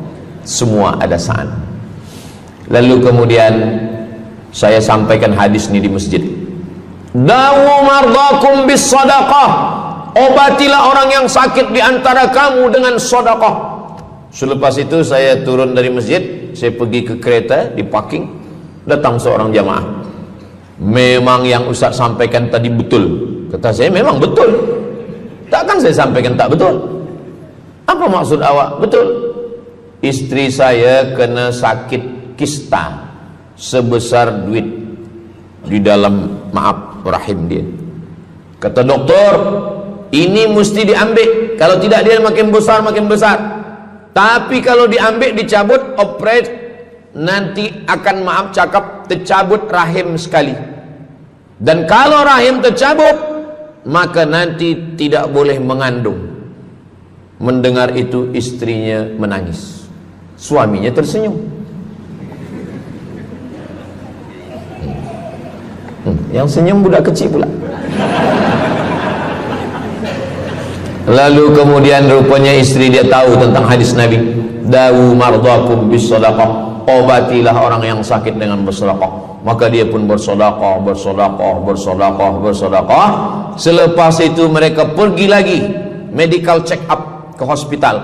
Sampai di hospital dicek USG, rupanya kista itu makin kecil dan hilang. Doktor tu pula bertanya balik, awak makan apa? Saya makan nasi, kata dia. Minum apa? Minum teh tarik. Saya amalkan hadis Nabi Muhammad SAW, dawu mardakum bis sadaqah. Kata doktor, awak tak perlu operate, dan ini tidak perlu dibelah, dan rahim awak masih boleh mengandung. Istrinya tersenyum, lakinya pula menangis. Begitulah Allah Subhanahu wa ta'ala. Syekh Abu Amr Al-Misri bercerita tentang seorang perempuan di Saudi Arabia. Dia pergi ke Amerika. Kata doktor di Amerika, kamu sudah balik ke rumah, makan kenyang, tidur lelap. Nanti kalau puan-tuan pergi hospital, lalu dokter bercakap, balik ke rumah, makan kenyang, tidur lelap. Itu maknanya malaikat maut dah dekat, tak ada obat. Maka dia pun balik ke Saudi Arabia. Dia ambil harta dia, dia sedekah, dia sisa, dia bagikan baki sikit untuk ahli waris. Selepas itu last kali dia pergi lagi ke Amerika, last medical check up. Apa kata doktor di Amerika? Kami sudah cek, kamu sihat walafiat. Banyak sekali orang-orang yang diberikan Allah Subhanahu wa taala keutamaan dengan sedekah, mukjizat bahwa Nabi SAW sudah meninggal dunia, tapi mukjizatnya masih ada sampai akhir zaman ini. Di antaranya adalah dawu mardakum bis sadaqah, obatilah orang yang sakit di antara kamu dengan bersedekah. Yang ketujuh, yatsba'ul mayyita salasun, yang mengiringi mayat orang mati ke liang lahat ada tiga. Yang pertama mal, bahasa Arabnya mal, orang kita menyebut mall, harta. Yang mengiringi manusia ke liang lahat, yang pertama maluhu, harta. Yang kedua ahluhu, istri, anak, menantu, kawan, jiran, sahabat. Yarji'usnani, yang dua ni balik ke rumah, anak balik, istri balik, kereta balik, semua balik. Wa yabqa wahidun, yang kekal hanya satu. Apa dia? Yang kekal hanya satu, itulah dia sedekatuh. Sedekah lah yang kekal. Itulah kenapa orang-orang meninggal dunia. Kita di atas dunia ini, kata Nabi, baina sittin wa sab'in. Kita hidup di atas dunia ini antara sittin, 60, sab'in, 70. 60, 70. 60, 70. Kalau umur 30, ada berjumpa jamaah umur 30 yang dia soal, dah berbini ke? Bini? Belum. Oh. Awak dah menikah? Belum. Apa belum nikah lagi? Kejap lagi Ramadan. Takkan jaga subuh? Macam mana nak sembahyang? Macam mana nak sahur? 30. Bila 40, soalan sudah berubah. Saya ni diabetes, saya ni kolesterol, saya ni. Bila masuk 50, dah mula tanya, saya ni rabun, tak nampak lagi. Bini pun kadang tak nampak. Bini orang nampak. Bila 60, mendengar tazkirah Ustaz Somad, kunci satu, jangan tersinggung. Ada beberapa jamaah tersinggung, balik meninggal. Bukan kerana tersinggung, memang ajal dah sampai. Jadi, Ustaz umur berapa? Saya lahir 18 hari bulan Mei 1977. Umur rasa 27. Umur ini bukan masalah angka, tapi masalah rasa. Semua yang hadir uban. Semua yang hadir banyak uban. Semua yang hadir malam ini muda. Mana muda lagi Ustaz? Kami dah tua. Ini bukan orang tua. Ini orang tua yang terjebak di tubuh pemuda. Ini semua pemuda-pemuda. Siapapun yang sembahyang ke masjid, siapapun yang berjamaah, maka dia muda. Siapapun yang tidur di rumah tak sembahyang, dia sudah tua. Lautan kan kuseberangi, gunung kan kudaki, masjid kulalui. Ini orang tua semua. Jadi tua dan muda itu bukan masalah usia, bukan masalah umur, tapi masalah perasaan kita. Saya kalau ditanya orang, umur Ustaz berapa? Qamariyah apa Syamsiah? Muharram Safar apa Januari Februari? Jadi masalah umur ini insyaallah kita semua dibagi Allah kesihatan. Amin ya rabbal alamin. Yang sakit-sakit diangkat Allah penyakitnya. Amin. Jadi kata Nabi SAW, semuanya tinggal, wa yabqa wahidun, yang tinggal hanya satu, wa amaluhu, di antara amal adalah sedekah. Itu yang ketujuh. Nabi meninggal umur 63 tahun. Abu Bakar Siddiq 63 tahun. Imam Syafi'i lahir 150, meninggal 204. Imam Syafi'i lahir di Gaza, Palestina. Semoga Allah menolong saudara kita di Palestina. Imam Syafi'i lahir di Palestina, di Gaza 150 Hijrah. Meninggal di Fustat, Kahirah, Mesir 204. Imam Syafi'i umurnya hanya 54 tahun. 50 muda. Tapi Imam Syafi'i berada di alam barzah 204, sekarang sudah 1447, 1447 tahun. Apa maknanya? Berarti Imam Syafi'i di alam kubur sudah 1200 tahun.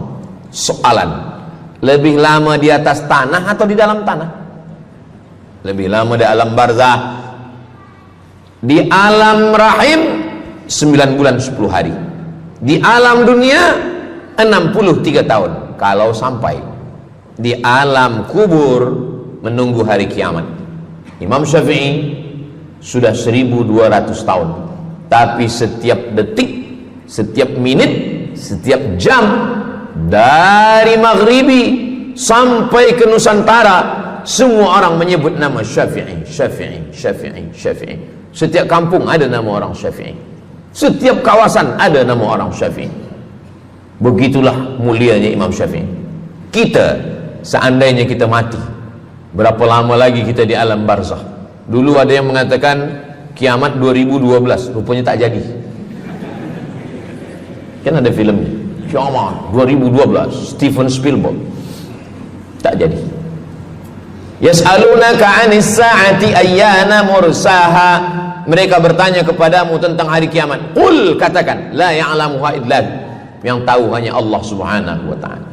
Pikirkan, kalau kita mati, apa yang akan mengalir? Rumah kita dijual anak kita, dibagi-bagi kepada ahli waris. Kereta kita dijual semuanya. Tapi orang yang membina masjid di Brunei Darussalam, masjid dah cantik-cantik, besar-besar, elok-elok. Tadi kami cerita tentang Muslim yang ada di Kamboja, yang ada di Vietnam, yang ada di Myanmar, kesusahan, kepayahan, yang ada di Palestin. Itu kalau kita tolong, mengalir sampai hari kiamat. Kita fikirkan apa yang akan mengalir selepas kita mati menghadap Allah Subhanahu wa ta'ala. Di antara yang pasti mengalir, anak belum tentu. Waktu kita hidup dia soleh, selepas kita mati dia stres. Na'udzubillah. Mudah-mudahan anak-anak kita semua anak-anak yang soleh-soleh. Tapi yang pasti adalah sedekah. Maka kita siapkan sedekah menolong agama Allah Subhanahu wa ta'ala. Yang ke-8, kata Nabi SAW, idza matal insan, hadisnya ada dalam Sahih Muslim. Idza matal insan, ada orang yang membaca hadis ini idza mata ibnu Adam. Idza mata ibnu Adam itu tarjamah, bukan bunyi teks. Bunyi teksnya idza matal insan, kalau manusia mati, inqata'a, putus. Tapi banyak yang salah faham tentang hadis nih. Kamu malam ni tak ada buat kenduri orang mati, tak ada baca doa, tak ada baca yasin, tak ada baca tahlil. Idza matal ibnu Adam, kalau manusia sudah mati, putus. Jangan kirim-kirim doa lagi. Banyaklah soalan ke saya, Ustaz Abdul Somad, ya, macam mana kalau orang sudah mati tak ada anak, lalu siapa yang mendoakan dia? Kata saya, yang mendoakan dia saya. Allahumma ighfir lahu warhamhu wa'afihi wa'fu anhu. Siapa yang akan bacakan Al-Fatihah untuk dia? Saya akan bacakan Al-Fatihah. Saya tengok muka dia macam ragu. Dia tak percaya Fatihah ini sampai. Siapa yang tak percaya Fatihah sampai, saya tak marah. Sebab ni masalah yang ghaib. Siapa yang tak percaya Yasin itu sampai, siapa yang tak percaya Fatihah itu sampai, saya tak marah. Bagi saja nama semua, lengkap dengan bin. Nanti bila mati saya kirim. Bila tak sampai, cepat-cepat bagi tahu. Idza matal insan, kalau manusia mati, inqata'a amaluhu, yang putus tu amal dia, amal yang mati itu. Misal ini ada orang mati, namanya Abdul Somad. Ketika saya sebut nama lain tersinggung pula. Ada orang mati namanya Abdul Somad. Idza matal insan, kalau Abdul Somad ni mati, inqata'a amaluhu, maka yang putus tu amal dia. Amal Abdul Somad ni yang putus. Amal orang Brunei untuk Abdul Somad putus atau tak putus? Tidak putus. Datang berita, mereka tengok di Instagram Abdul Somad, Ustadz Abdul Somad Official.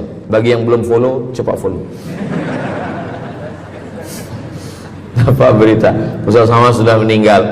Orang Bandar Seri Begawan, semua orang Brunei mengirimkan Al-Fatihah, mereka sholat ghaib. Sampai apa tak sampai? Sampai. Jadi mana yang putus itu apa maknanya? Amal dia putus. Amal orang mati ini putus. Amal orang hidup kepada yang mati tak putus. Saya bilang sekali lagi, yang putus itu amal orang mati. Amal orang mati putus. Apa maksud amal orang mati putus? Kepada muslimin muslimat, sila datang ke masjid yang akan membagi tazkirah almarhum Abdul Somad. Itu putus. Mana boleh tazkirah lagi? Orang mati itu amalnya putus, tapi amal orang hidup untuk orang mati tidak putus. Kalau memang putus, kenapa ada amalnya yang tak putus? Ada amal dia yang tak putus. Ini Abdul Somad mati dia, amal dia semuanya putus, tapi ada amal dia yang tak putus. Pertama, shadaqatun jariyah. Sedekah itu kan amal dia, tak putus. Sedekah dia bina masjid dia, sedekah dia tahfiz Quran. Budak-budak tahfiz Quran itu menghafal Quran, jadi tuan guru, punya murid, punya pondok, maka tak putus. Amal dia tapi tak putus. Yang kedua, ilmun yuntafa'u bih, mengajar dia, diamalkan orang, tak putus. Waladun solihun, anak soleh. Anak soleh itu maksudnya, anak soleh itu kan amal dia. Nah, itu yang banyak orang yang tak paham. Macam mana amal soleh, macam mana amal soleh itu amal kita? Macam mana anak soleh itu amal kita? Kalau istri, mohon maaf, kalau istri awak cuma awak tengok saja, apakah mungkin dia hamil? Nah, itu dah payah betul dah menjelaskan. Maknanya anak kita itu amal kita. Maka kalau kita mati, dia tetap mengalir. Bukan berarti doa orang lain tak sampai. Ini banyak orang salah faham. Selepas orang meninggal, tak usah baca doa lagi, tak usah Allah maafir lahu lagi, tak usah baca Yasin lagi, tak sampai. Maksud putus itu amal orang mati itu putus. Kalaulah putus amal orang hidup kepada orang mati, tak ada salat jenazah. Nanti kalau ada orang mengatakan, tak usah baca doa, kita udah putus semua. Nanti bila dia mati, jangan sembahyangkan. Sebab sembahyang jenazah itu kan amal orang hidup untuk orang mati. Allahu Akbar, Allahu Akbar, Al-Fatihah, Allahu Akbar, salawat, Allahu Akbar, Allahumma fir lahu warhamhu wa'afihi wa'fu anhu, Allahu Akbar, Allahumma la tahrimna ajrahu wa la taftina ba'dahu wa waghfir lana wa lahu wa li ikhwanina alladhina sabaquna bil iman wa la taj'al fi qulubina ghillan lil ladzina amanu rabbana innaka ra'ufur rahim. Empat itu sampai, Al-Fatihah sampai, doa sampai, Al-Fatihah sampai, solawat sampai, doa takbir 3 sampai, doa takbir 4 pun sampai. Itu maknanya amal orang hidup sampai, tapi amal orang mati putus. Apakah orang mati itu tetap beramal? Orang mati tetap beramal, tapi katanya putus. Yang putus itu amal wajib. Sholat wajib, tak wajib lagi. Puasa wajib, tak wajib lagi. Adapun amal yang tak wajib, makanya kalau ada suami yang tak mau amal wajib, suruhlah dia mati. Mana dalil ustadz bahwa orang mati tetap beramal? Waktu Nabi Muhammad SAW Isra Mi'raj, Nabi Isra Mi'raj, Nabi tengok Nabi Musa sholat di dalam kuburnya. Padahal Nabi Musa sudah meninggal. Itu menunjukkan orang meninggal pun beribadah, tapi ibadah dia tidak wajib lagi. Waktu sampai di Masjidil Aqsa, Nabi Ibrahim sholat, Nabi Musa sholat, Nabi-Nabi sholat, padahal mereka sudah meninggal dunia. Itu menunjukkan bahwa orang mati beribadah, tapi ibadahnya tidak wajib. Yang kita wajib ini hanya dari akil baligh sampai kita mati. Siapa yang wajib sembahyang? Akil baligh. Siapa yang wajib puasa? Akil baligh. Siapa yang wajib haji? Akil baligh mampu. Ada orang akil, ada orang baligh tapi tak akil. Umur 15 tahun, 20 tahun, 30 tahun, baligh umurnya sampai tapi tak akil, tak ada akal. Rufi'al qalam, kertas, pena. Pena dia terangkat, tak mencatat. Ada 3 orang yang penanya tak mencatat. Yang pertama, anis sobi hatta yahtalim, budak kecil sampai dia mimpi akil balik. Yang kedua, anin naim hatta yastayqiz, orang tidur sampai dia terjaga. Yang pertama, budak kecil sampai akil balik. Maka kalau nak nakal waktu kecil itulah. Menyesal saya Ustaz, waktu kecil dulu baik-baik. Yang kedua, anin naim hatta yastayqiz, orang tidur sampai dia jaga tidur. Makanya kalau nak buat dosa, waktu tidurlah. Ada seorang suami tidur, selepas itu dia terjaga, dia katakan ke istri dia, Adinda, buah hati belayan jiwa, siang dan malam terbayang-bayang, makan tak kenyang, tidur tak lelap. Abang bermimpi malam tadi. Mimpi apa? Mimpi berbini lagi. Kata istri dia, engkau tidur lagi, mimpi lagi, ceraikan dia. Macam mana nak tidur lagi? Begitulah. Tapi perempuan ini tak ada di Brunei, di kampung saya. Sini baik-baik. Orang tidur, dia tidak boleh dihukum, sebab mimpi kita tak boleh buat-buat. Anin naim hatta yastayqis, orang tidur sampai dia jaga tidur. Anil majnun hatta yafiq, orang gila sampai sehat. Orang gila tak diambil hukum, tak wajib sembahyang, tak wajib puasa. Itu maka kadang isteri kalau ada lelaki tak sembahyang, abang ni gila ke? Kata, aku tergila-gila dengan kamu sayang. Jadi siapa yang wajib? Macam mana dengan orang yang pikun, hilang ingatan? Hilang ingatan bila dari mula zuhur azan sampai waktu asar habis, ingatan dia hilang, maka dia tak wajib sembahyang. Tapi bila dia ingat sekejap, dia wajib lagi. Itu pula masalahnya Ustaz. Laki saya ni hilang ingatan waktu sembahyang saja. Lepas tu ingat balik berakal. Kata orang kalau sudah tua kita mengalami namanya demensia. Manusia demensia, amnesia. Amnesia tak ingat apa-apa, semua lupa. Itu maka kita bila nak pergi ke mana-mana guna helmet, sebab bila kepala ni terantuk lupa. Ada kawan saya, dia hafaz Quran 30 juz, ceramah tazkirah ke mana-mana, bawa kereta jatuh. Kata dia banyak ayat-ayat yang hilang, maka aku kalau sembahyang ayat pendek-pendek. Kata saya, bang, di kampung saya dulu kalau ada radio yang dah tua yang rosak, itu biasa kita pukul mau elok balik. Cuba antukkan sekali lagi, kata saya. Kata dia, aku takut kalau aku antukkan Fatihah ni pula hilang. Maka Islam ini datang menjaga 5. Pertama, menjaga akal. Tak boleh minum khamar, tak boleh guna khamar, narkotik. Menjaga diri, tak boleh bunuh diri. Menjaga kehormatan, tak boleh menghina orang. Menjaga agama, tak boleh membawa aliran sesat, ateis, tak percaya, kekafiran.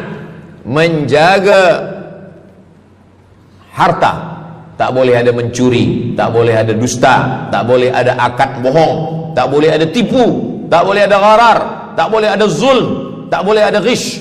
Man ghasyana falaysa minna. Siapa yang menipu kami, maka dia bukan golongan kami. Jadi berdasarkan 8 keutamaan ini, kalau ingat 8-8-nya alhamdulillah. Tak ingat 8, ingat 7, ingat 6, ingat 5, ingat 4, ingat 3, ingat 2, ingat 1. Satu pun tak ingat, innalillah. Tapi insyaAllah kita boleh ingat semua. Sebab apa? Sebab tazkirah malam ini direkodkan, nanti boleh ditonton ulang di channel Ustaz Abdul Somad Official. Jangan lupa subscribe, like, share, and comment. Jamaah yang dimuliakan Allah Subhanahu Wa Taala, tadi saya mula pukul 8.15, sekarang sudah pukul 8.10. Jadi saya di mana-mana tazkirah memanglah 60 menit, 600 ml, tapi rupanya botolnya kecil. Jadi sebenarnya setengah jam pun cukup. Jadi dari 8 tadi itu semua membagi kita semangat. Kalau ada orang yang mengatakan Islam ini agama yang menyuruh kita tak usahlah berniaga, tak usahlah bertanam kelapa sawit, tak usahlah bertanam kelapa, tak usahlah buka ikan, tak usahlah bertani. Sesungguhnya Islam ini agama yang menyuruh kita berusaha. Masuk masjid, Allah maftah li abwaba rahmatik. Keluar masjid, Allahumma inni as'aluka min fadlik. Kenapa keluar masjid minta rezeki? Sebab peniaga, pedagang, bisnismen dapat duit, duitnya bukan untuk dunia, duitnya untuk akhirat. Jadi kalau ada orang mengatakan kereta tak dibawa mati, siapa kata kereta tak dibawa mati? Kereta boleh dibawa mati. Kereta yang macam mana? Kereta wakaf. Ada kereta 10, wakafkan untuk tahfiz Quran. Masa emak saya meninggal, berpesan dia, nanti kalau aku mati, tolong kuburkan aku di samping makam ayahku. Dari tempat saya, rumah saya ke kampung mak saya jauh, 10 jam naik kereta. Hospital tak nak bagi kereta ambulan. Maka selepas itu saya azam dalam diri saya, nanti kalau ada duit, kita buatkan kereta wakaf ambulan. Siapapun saja yang sakit meninggal, free, Alhamdulillah kami ada yayasan tabung wakaf umat namanya, 2 kereta ambulans sekarang. Siapapun yang sakit free. Naik kereta ni free, syaratnya 2, sakit mati. Alhamdulillah, sesiapa saja datang boleh. Jadi saya rasa sakit hati, dalam hati saya itu saya mesti azamkan, tekadkan ini. Begitu juga dengan tahfiz, guru-guru, cikgu-cikgu, pelajar-pelajar, buatkan kereta. Begitu juga dengan rumah. Apa kata orang? Untuk apa bina rumah elok-elok, rumah besar? Rumah tak dibawa mati. Rumah boleh dibawa mati. Rumah yang mana? Rumah tahfiz Quran. Assalamualaikum. Waalaikumsalam. Ustaz Abdul Somad, betul, saya ada rumah Ustaz, 9 bilik, 2 aras, parking lapang. Rumah siapa? Tak tahu. Ini rumah siapa Tuan? Tuan Haji. Rumah saya. Tuan Haji di mana sekarang? Saya di Surabaya, Ustaz Abdul Somad. Rupanya dia dulu kerja kilang minyak di Riau, Sumatera. Lepas pencen dia balik ke Jawa. Jadi rumah ni saya nak wakafkan. Wakafkan sekarang kami buat rumah tahfiz Quran. Pagi, petang, siang, malam orang hafaz Quran. Ini rumah boleh. Jadi kalau ada orang mengatakan tak usahlah cari harta banyak-banyak, harta tak dibawa mati. Harta dibawa mati dengan syarat diwakafkan, diinfakkan, disedekahkan. Yang paling tinggi zakat wajib. Di bawah zakat wakaf. Wakaf mesti ada 4. Orang yang berwakaf, orang yang menerima wakaf, harta yang diwakafkan, ada ijab dan qabul. Di bawah wakaf infak. Di bawah infak baru sedekah. Kenapa infak lebih tinggi daripada sedekah? Sebab infak adalah harta, sedangkan sedekah tak harta pun sedekah. Senyum itu sedekah. Makanya yang kalau ada box di depan masjid, box di tepi jalan, itu yang tepat ditulis box infak, jangan box sedekah. Sebab kalau box sedekah nanti orang senyum aja. Tabassumika fi wajhi akhika sedekah. Senyummu ke wajah saudaramu adalah sedekah. Tolong untuk dibaca Ustaz.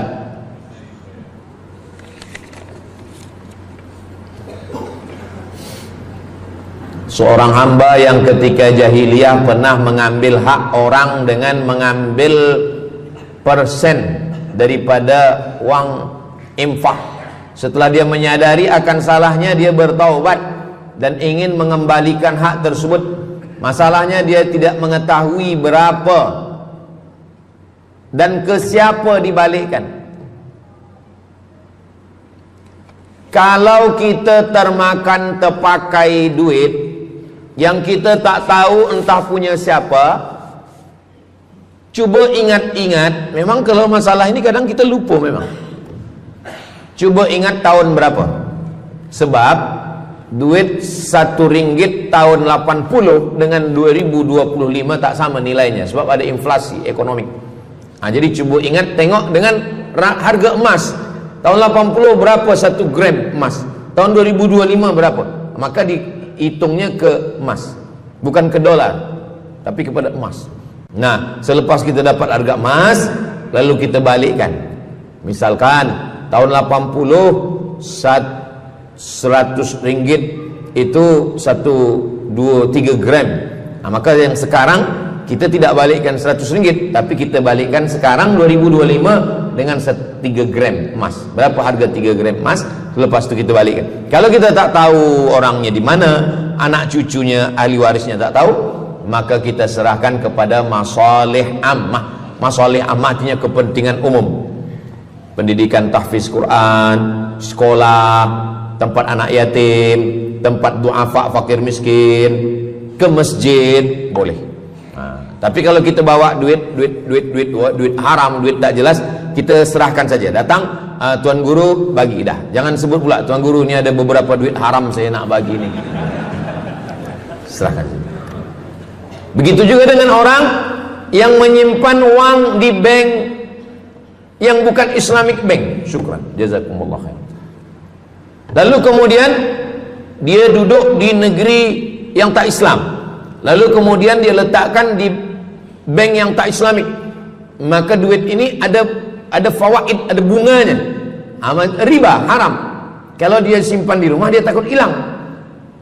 Duit ini tak boleh dia makan, tak boleh dia belikan ke pakaian, tak boleh dia bagikan ke orang lain, maka dia serahkan kepada masalih ammah. Begitu kata Syekh Yusuf Al-Qardawi dalam kitab judulnya Fatawa Mu'asirah, fatwa-fatwa kontemporer, fatwa modern. Jadi masalih ammah, kepentingan umum, bukan untuk diri sendiri. Orang terhalang doanya sebab 3. Mat'amuhu haram, makanannya haram. Masrabuhu haram, minumannya haram. Malbasuhu haram, pakaiannya haram. Wadhiya bil haram, dibagi makan haram. Jadi kalau kita selamatkan, insyaallah Allah pun menyelamatkan kita semua. Mudah-mudahan Allah bagi kita, anak cucu kita rezeki supaya kita boleh mengamalkan pintu sedekah ini. Salah satu pintu surga ada namanya babus sedekah. Orang yang masuk surga melalui pintu karena banyak bersedekah. Apakah orang mati itu tetap beramal? Orang mati tetap beramal. Tapi katanya putus. Yang putus itu amal wajib. Sholat wajib, tak wajib lagi. Puasa wajib, tak wajib lagi. Adapun amal yang tak wajib, makanya kalau ada suami yang tak mau amal wajib, suruhlah dia mati. Mana dalil Ustadz bahwa orang mati tetap beramal? Waktu Nabi Muhammad SAW Isra Mi'raj, Nabi Isra Mi'raj, Nabi tengok Nabi Musa sholat di dalam kuburnya. Padahal Nabi Musa sudah meninggal. Itu menunjukkan orang meninggal pun beribadah, tapi ibadah dia tidak wajib lagi.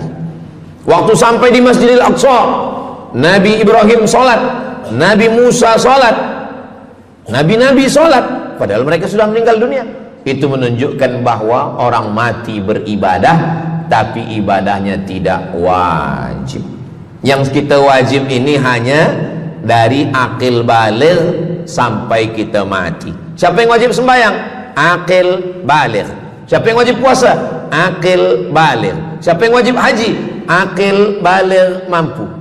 Ada orang akil, ada orang baligh tapi tak akil. Umur 15 tahun, 20 tahun, 30 tahun, baligh, umurnya sampai tapi tak akil, tak ada akal. Rufi'al qalam, kertas, pena. Pena dia terangkat, tak mencatat. Ada 3 orang yang penanya tak mencatat. Yang pertama, anis sobi hatta yahtalim, budak kecil sampai dia mimpi akil balik. Yang kedua, anin naim hatta yastayqiz, orang tidur sampai dia terjaga. Yang pertama, budak kecil sampai akil balik. Maka kalau nak nakal waktu kecil itulah. Menyesal saya Ustaz, waktu kecil dulu baik-baik. Yang kedua, anin naim hatta yastayqiz, orang tidur sampai dia jaga tidur. Makanya kalau nak buat dosa, waktu tidurlah. Ada seorang suami tidur, selepas itu dia terjaga, dia katakan ke istri dia, Adinda, buah hati belayan jiwa, siang dan malam terbayang-bayang, makan tak kenyang, tidur tak lelap. Abang bermimpi malam tadi. Mimpi apa? Mimpi berbini lagi. Kata istri dia, engkau tidur lagi, mimpi lagi, ceraikan dia. Macam mana nak tidur lagi? Begitulah. Tapi perempuan ini tak ada di Brunei, di kampung saya. Sini baik-baik. Orang tidur, dia tidak boleh dihukum, sebab mimpi kita tak boleh buat-buat. Anil naim hatta yastayqiz, orang tidur sampai dia jaga tidur. Anil majnun hatta yafiq, orang gila sampai sehat. Orang gila tak diambil hukum, tak wajib sembahyang, tak wajib puasa. Itu maka kadang isteri kalau ada lelaki tak sembahyang, abang ni gila ke? Kata, aku tergila-gila dengan kamu sayang. Jadi siapa yang wajib? Macam mana dengan orang yang pikun, hilang ingatan? Hilang ingatan bila dari mula zuhur azan sampai waktu asar habis, ingatan dia hilang, maka dia tak wajib sembahyang. Tapi bila dia ingat sekejap, dia wajib lagi. Itu pula masalahnya Ustaz. Laki saya ni hilang ingatan waktu sembahyang je. Lepas tu ingat balik.